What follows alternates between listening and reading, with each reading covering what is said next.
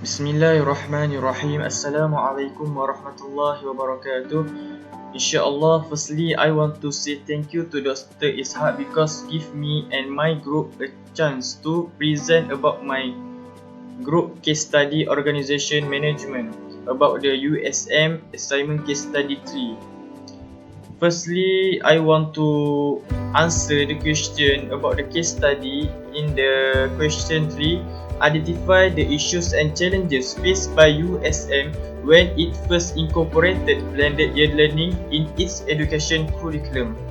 Issues and challenges of blended learning at USM. Like other institutions, USM has faced various of issues and challenges in implementing blended learning. Firstly, the issues and the challenges faced by USM is monitoring learning progress. One of the challenges of blended learning implementation is the difficulty involved in tracking and monitoring a linear pace and progress. This seems to be a result of a lack of functionality on e-learn at USM. There is no pre-assessment before live or self-paced learning takes place. Although students can upload their completed assignments and teaching staff can give them grades or post-assessment, the system is missing any meaningful ways for teaching staff to gauge a linear progress during the course. Thus, it is difficult to measure the effectiveness of the blended learning approach and the resultant knowledge transfer. Secondly, the issues and challenges faced by USM in the blended learning is changing mindsets. Overcoming the prejudicial view that blended learning is not as effective as conventional classroom training is the key to achieving sustainable engagement from teaching staff and students. Traditional classroom learning is appealing to most teaching staff because they understand their roles and what is required of their behavior and efforts to conduct or achieve a successful learning experience. Blended learning intervention has changed such expectation and it has taken away the comfort zone and presented many accounts. As a result, a harsh amount of effort is required to make this happen that give students the best learning experience. Management must develop the enthusiasm necessary to overcome the gaps in the organizational understanding that blended learning is a comprehensive approach that must be institutionalized beyond an individual program. Thirdly, the challenges and the issues faced by USM in the blended learning is staying in contact virtually. There is a dire need for teaching staff to be able to assess student performance in real time and provide frequent and timely feedback.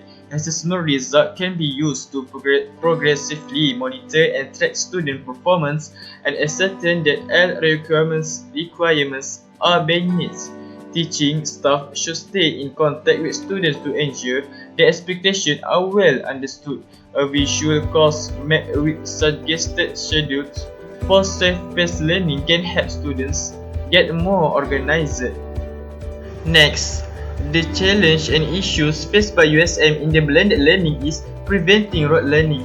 One big challenge is to prevent rote learning. The online instructional environment presents the risk that students are held only to recall basic facts and procedural skills and not excel or develop a skill set that requires higher order thinking. Muhammad Azali and Yahya in 2010 highlighted that online learning in the blended system lacked the social interaction and motivation required to complete the self-studying process, and that it was harder to grow soft skills like communication and leadership via online learning.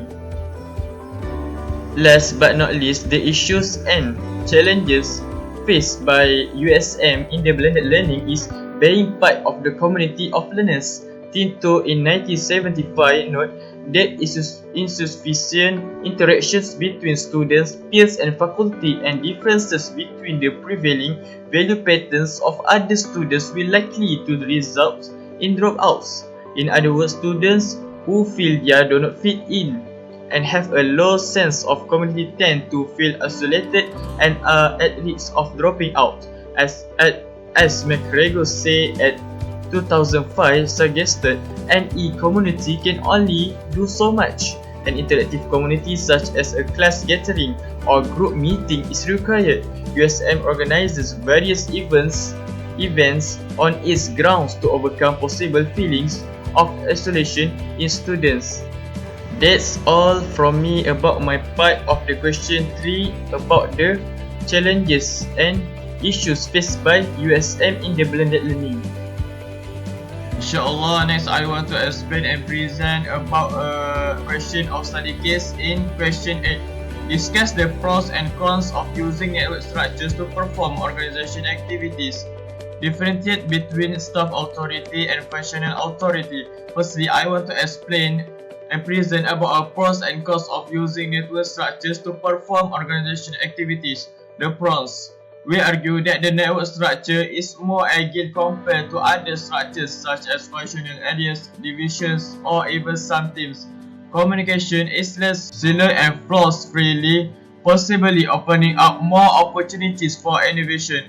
Because the network structure is decentralized, it has fewer tiers in its organizational makeup, a wider span of control, and a bottom-up flow of decision-making and ideas.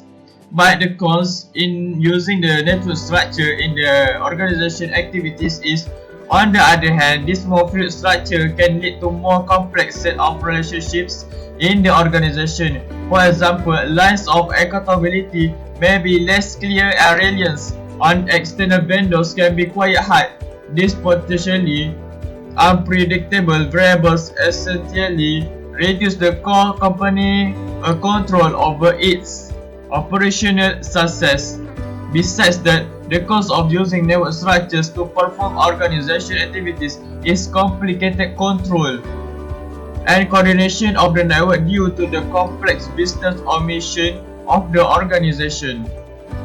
That's all for pros and cons of using network structures to perform organization activities. Inshallah, last but not least, I want to explain and present about the difference between staff authority and functional authority. We want to explain about staff authority first. The staff authority is the right to advise or counsel those with line authority. For example, human resource department employees help other departments by selecting and developing a qualified workforce. A quality control manager is a production manager by determining the acceptable quality level of products or services at the manufacturing company.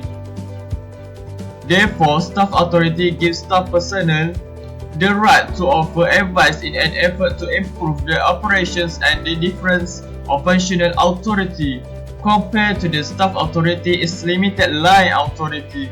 It gives a staff person power over a particular function such as safety or accounting. Actually, functional authority is given to specific staff personnel with expertise in a certain area. For example, members of an accounting department might have authority to request documents they need to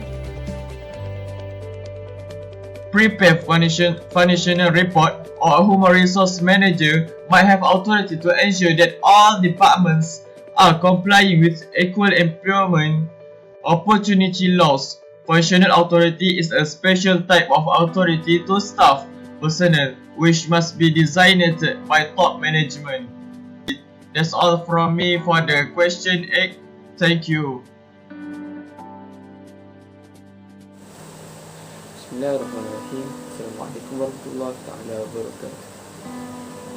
Today I want to explain about the advantages and disadvantages of an organizational structure in USM. I think you know that USM use a tall organizational structure. So, what is the advantages and the disadvantages in this kind of organizational structure?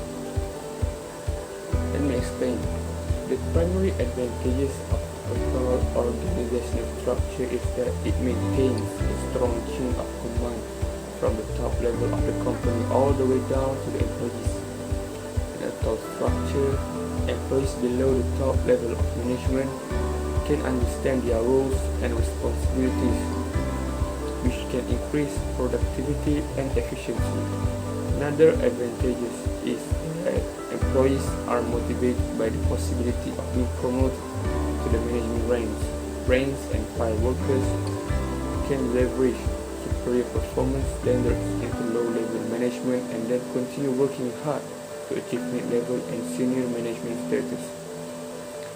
With each promotion, employees attain new skills and knowledge that contribute to the overall success of the company. Now, I want to talk about the disadvantages. One of the main disadvantages of the tall organizational structure is that with so many layers of management, it can take a long time for important decisions to reach the workers. The same is true for employee suggestions and ideas, which low-level managers send up the chain of command to the leadership of the company. A process that can take more than a week, and it can affect the efficiency.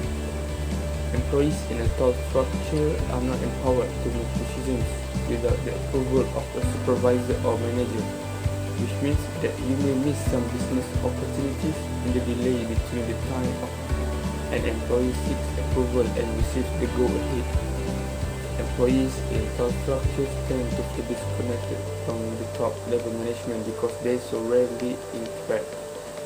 Leaders may miss opportunities to improve work processes and functions because they don't spend enough time with rank and file workers. That's all from me. Thank you. Assalamualaikum warahmatullahi wabarakatuh. My name Muhammad Izzat Irfan bin Muhammad Zahri. Matric number 1191430. First question. Draw the organization structure of USM and identify the kind of departmentalization it uses. University Science Malaysia USM uses functional organization structure as their organizational structures. Functional organization structure is similar to hierarchical organizational structure. A functional organization structure starts with positions with the highest levels of responsibility at the top and goes down from there. The importance of structure as a source of influence is so widely accepted that some experts define the concept as those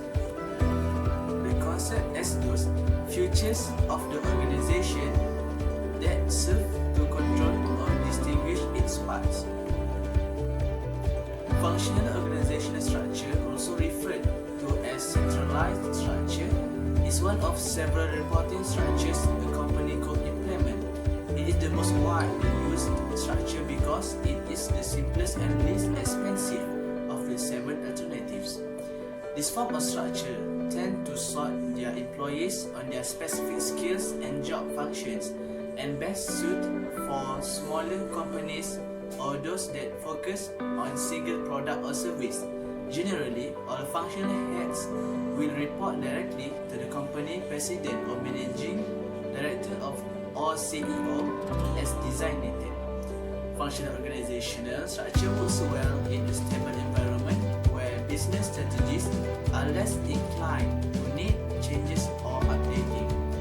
Functional organizational structure is also effective where there are minimal changes due to fashion or other changes in taste or technology, and where competition is primarily based on cost. 7th question. When and under what conditions might managers want to change from a functional to a product, geographical or market structure? Organization structure provides a foundation of an effective control system, but as the company grows, new approaches are developed, systems are redesigned, and a more effective organization is worked out. The structure of any organization depends on its activities. Basically, there are 3 types of structures used in big organization. First is functional. Functional organizational structure involves structuring an organization around basic business functions such as production and operations, marketing and finance. The advantage of functional organizational structure is a high level of specialization. Each unit operates as a mini company. An expert in his functional area can perform tasks with a high level of speed and efficiency. Is more productive. Second is divisional. A company with a divisional organization structure has various company divisions operating autonomously as business under a broad corporate framework. The division is run by its own management group, which makes it easier to assign responsibility for results, and decisions can be made fast. Potential duplicity of functions or conflict between divisional heads are listed as main disadvantages. Third is matrix. A matrix organizational structure involves employees reporting to multiple managers in a project situation. It is a combination of functional and divisional organizational structure. It brings together employees and managers from different departments to work towards accomplishing a goal. Change in organization structure result from outsourcing strategy. Before implementation of outsourcing strategy, a large company is usually divided into locations with headquarters. Large corporations establish very often divisional organizational structures. A shared service center or an external partner in outsourcing limits the number of locations for an outsourced activity.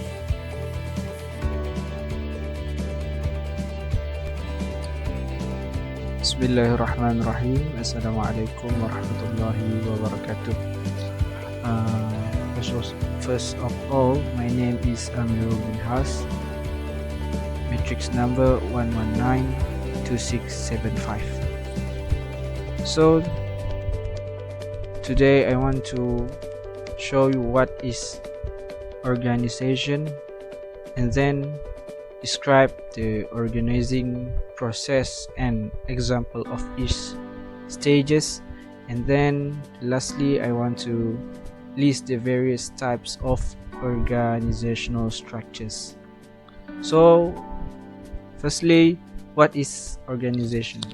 Organization is defined as a systematic arrangement of people brought together to accomplish some specific purpose.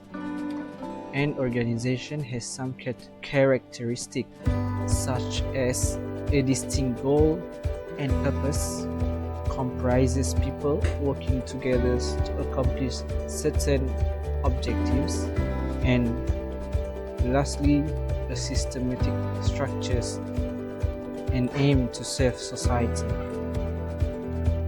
Next, I want to show you the organizing process with example of these stages. In order to make the organization more sustainable and stable, which organizational members can work together, there are 5 steps or stages in the organizing process. Firstly, is identify the organizational structure that related to the company's mission and determining organizational relationship and organizational members' activities. Second step is delegating or empowering authority to these positions and people, and determining the locus of decision making.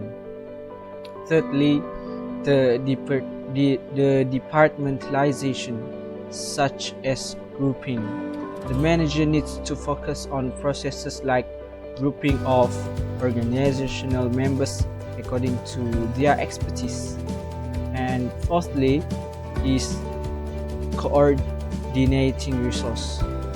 What is meant by coordinating resource? The managers have to provide facilities and ensure that facilities are effectively utilized. And the final step is monitoring and feedback. The managers needs to monitor the process to ensure that the organization adapt the environment and technology changes. For the last section, I want to tell about the list of various type of organizational structures. This section consists of two section. Section A, formal and informal organization. Section B is type of departmentalization. What is formal and informal in organizations? Formal organization has a structure comprising well-defined job which bears a measure authority and responsibility. Informal organization. This type of organization form up on the basis of relationship, or in other hand, informal organization has a network of both personal and social relationship that spontaneously from the formal setup. For the section B, I want to tell about the type of departmentalization. Departmentalization is several ways. It is a process in which an organization selects its organizational structures. They are